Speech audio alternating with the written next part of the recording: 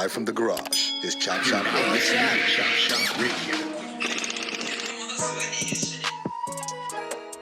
This mother.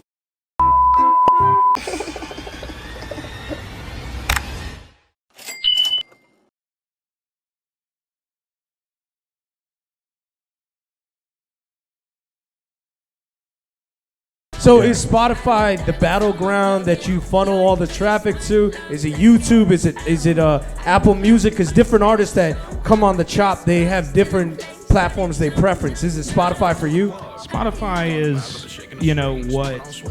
That's who people are. That's what people are looking at. Okay. You know, if I'm getting hit up by like, and this is not to say like I'm trying to sign with a label or anything, right? Because that's not my intention at all.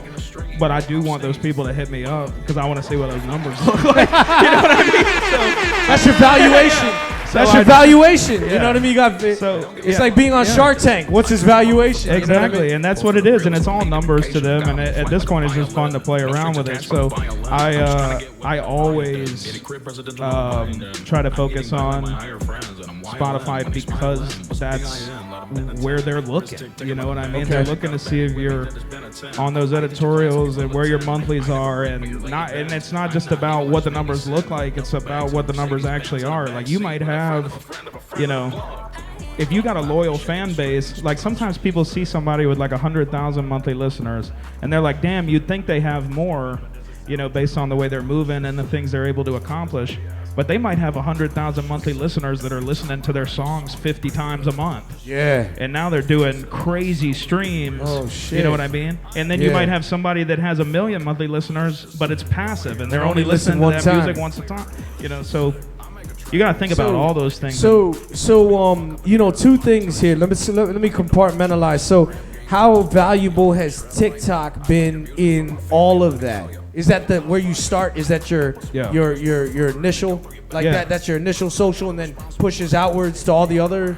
Yeah, I mean, I've been focusing on Instagram a lot recently for a lot of different reasons because obviously like, TikTok is looking a little scary, you know, with all the bills and everything. But also just in terms of like scaling up and doing more touring, like, you know, I'm playing shows on a monthly basis. I'm touring every couple months, and if I'm doing that, I need a, you know, platform where I can really reach my fans, and Instagram is more for that. You know what I mean?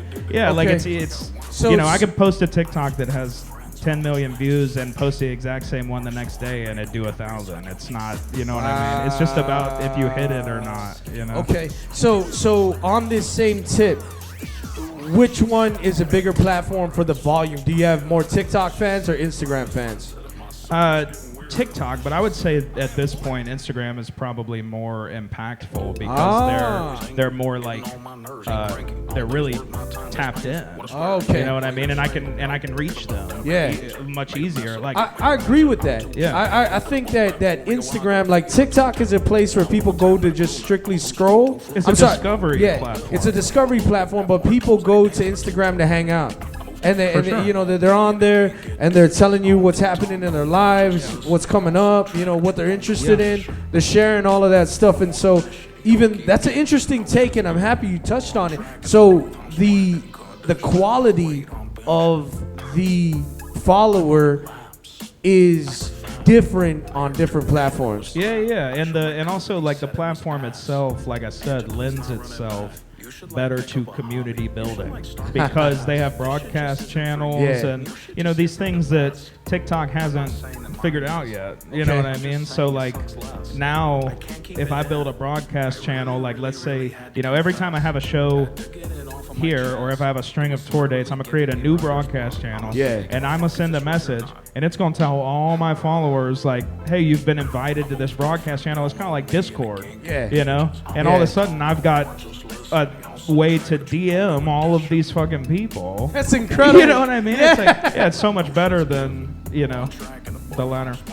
So how did the strategy change? Because you said that you've been doing it forever, but then this is like when, like I kind of look at it kind of like a caterpillar goes in the cocoon and comes out the other side, a flying creature. You know what I mean? Like it could turn into a moth, it could turn into a butterfly, but that thing's airborne now. You know what I mean? Like how you went from being something, and then you went in your cocoon, and then you came out and you're airborne now. How did that happen? I mean, like I said, I just didn't stop. You know what Right. I mean? I just didn't fucking. I mean, there was a big divide between like when I was rapping as a teenager and when I discovered social media as a means to promote my music. Those are two very, very different people, and it's really how I discovered that authenticity was going to be the thing. That authenticity is very popular in everything right now. Yeah, of course. Because you can't fucking hide anymore. Anybody can find out anything about you they want. So if I go put on a facade, somebody from my past is gonna find me in 5 seconds and be like, "That's bullshit. Cap. He never did that." You know what I mean? And I don't want, Yeah. I'm not trying to deal with none of that. So I love that. I mean, it's just like, it's just about locking in. Hey, so let me ask you too. I was always wondering this question. Yeah. For this kind of style you developed over the last couple of years, who is like your main inspirations and kind of people you look up to Yep. that you kind of like think these people helped me to get where I'm at, or like this type of music is what really inspired me? Yeah, I used to try to rap really, really fast, and then, I He was on that Lyrical Miracle. I mean, literally, it was Okay. like, you know what Really? I mean? Yeah. And So I your was like, style was different then. yeah, and I would leave no space because that's what I thought was impressive. And that is impressive. Sure. I mean, Busta Rhymes, Eminem. Yeah, like- absolutely. yeah, And yeah. And that's not to say that. Yeah, I'm not trying to say that that's not impressive. It's very impressive, but there was more that I could do that was maybe more suitable for my voice, for an actual authentic persona, which was trying to make the music sound like me, which is Yeah. like this like monotone kind Narrator. of like twang. You're like a narrator. Yeah. And you're just like talking and you're like Yeah. no pun intended, chomping it up. And you're, you know what I mean? Hey, yo. Crowns Rocks, man. Nigeria, Once again. Yeah. it's Guam, Chop shop. and beware, Hey. Patty Room. I got the assignment. I understand. I'm thankful to be here, man. Yeah. What up, beware? What up, Doc? Top of the South. You know what it is. Hey, I'm thankful to be alive. Just to take another, To take another. To take another. God, I'm thankful to be alive. Just to take another. To take another. To take another. I see trees of green and red roses too. I see them bloom for me and you. And I think to myself, what a wonderful world.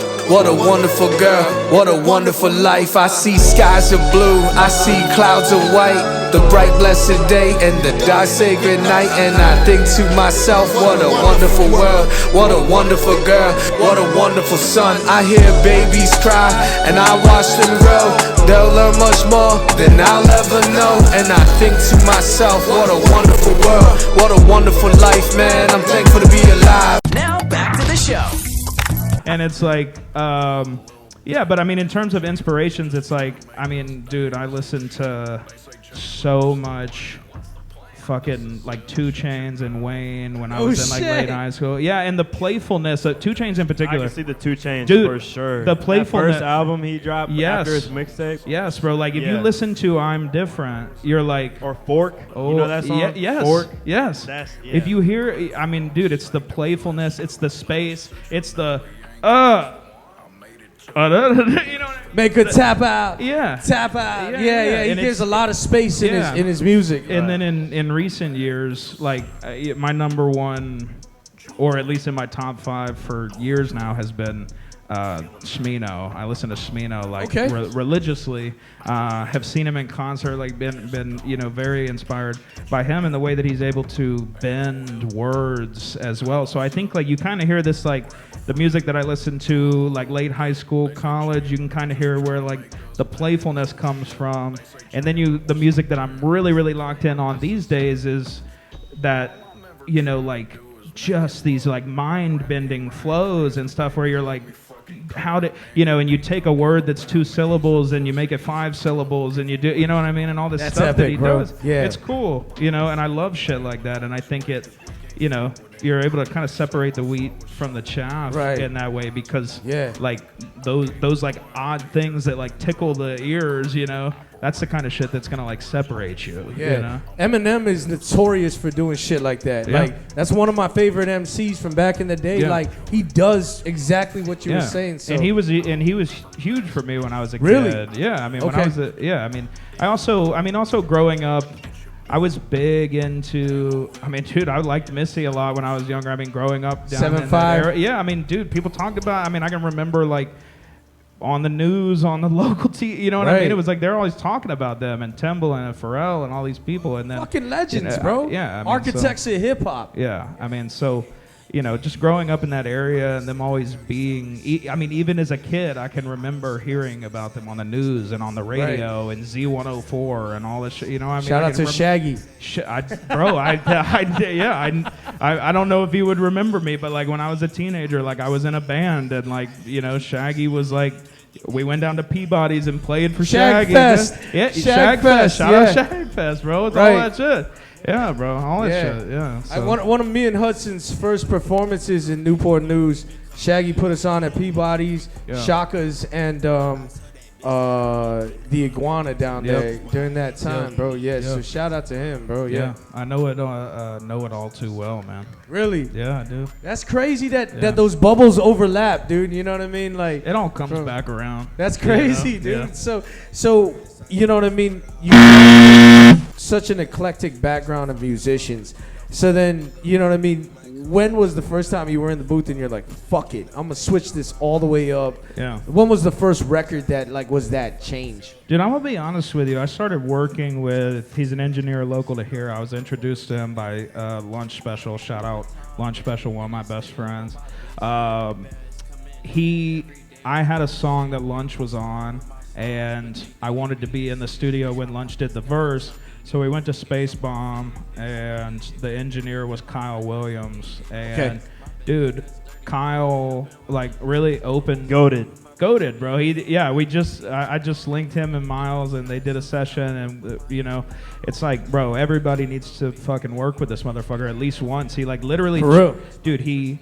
I kid you not, like I attribute a lot of like how I was able to start hearing the potential of my voice to the work that he does, because I'd never heard the effects and the level of knowledge he has in engineering and mixing and mastering, and also his ability to produce his own music and all. Like he's just so locked in, and he was the first engineer that I worked with that did primarily rap music. Really? Yeah. Okay. I had worked because I come from bands too. Okay. Like I played. So you drums. play instruments? Yeah, I play drums. Oh shit. Yeah, okay. yeah. That's a good thing. So how did that bleed over into like what you're doing now? Like did the tempo keeping pace and all that shit? I definitely think it helped with like being able to experiment with flows the way that you experiment with fills, right? Okay. It's like definitely. So Golden was an engineer that brought out a different variation of your art. Yeah. I mean, it was like I just heard myself in a way I'd never heard it before. I mean, he just engineered everything like totally differently. And that's not to say anything about the engineers I'd worked with in the past. They were amazing too, and got me to the place where I could, meet folks like Kyle and start working with him. He mixes a lot for F&F Chop. And, oh shit! He was just part of Charged Up Fest. Yeah. We've never got to.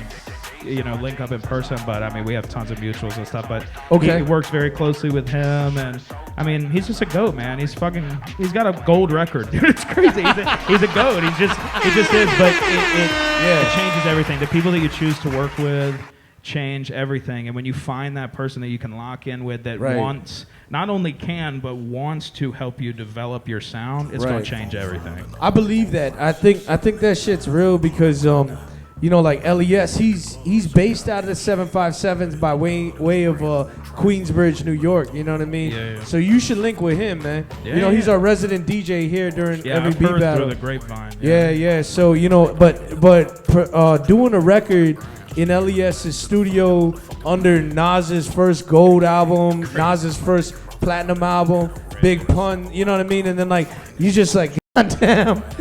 I know, right? It's I'm gonna touch intimidating. this mic here. Yeah. You know what I mean? Yeah, yeah. So, but I'm only referencing that because I could see how that is like altering point in the timeline where it goes to like from regular super to Super Saiyan and shit. Yep. But so now once you hit that, like one of my favorite scenes is you're in this like green Korean car. It's either a Kia or a Hyundai and you're like, what do you say? You're like whoa, boy's angry. Like that shit is fucking tough, dude. Like what inspired those lyrics, bro? Dude. That shit's hilarious, dude. Yeah, sometimes somebody on the internet just makes you mad. You know what I mean? It's like, I mean, it's a lot. I mean, bro, and you have to, it's like, it's like it's a general. I mean, dude, I come in contact with a lot of love on the internet, but I come in contact with a lot of hate too. I mean, not everybody likes what I'm doing. Right. So, it's like, or they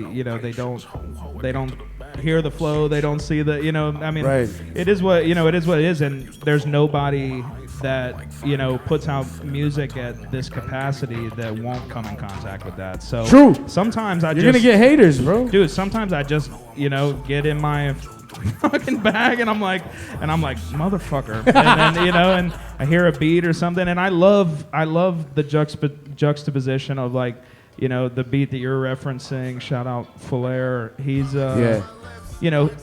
he makes these very like light, kind of bouncy guitar or piano beats. Sometimes they're mixed together, and the juxtaposition of being on a beat like that and then coming in and having a bone to pick with anybody is right. That's just the juxtaposition works out in my favor. It's dope. It's fucking dope. Yeah. And then like to use such a simple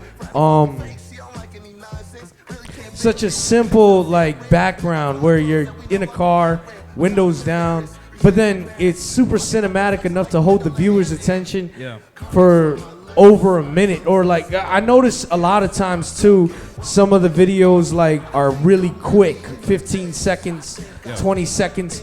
Is that a strategy too? Yeah, so it just depends on if I'm trying to make something move based off of like I have an idea for a trend. Sometimes I don't hear it till after I write a song. So sometimes I have an idea before I make it, So it just depends on whether or not I'm thinking of a trend or if I'm really, really into the verse and I want people to hear it in its totality, And that's why I always, use captioning, not just for accessibility purposes, but also just, I think when you can read along and you see it, it just is so much more impactful because you catch everything. And you pause, like if I'm reading some captions, like I'm tied to pause the fucking video because I'm going to be like, damn, and I caught something I might not have caught, sure. You know what I mean? So it gives a different layer of communication. Absolutely. Because certain people are audible, but then a lot of people are visual, and it adds a different visual.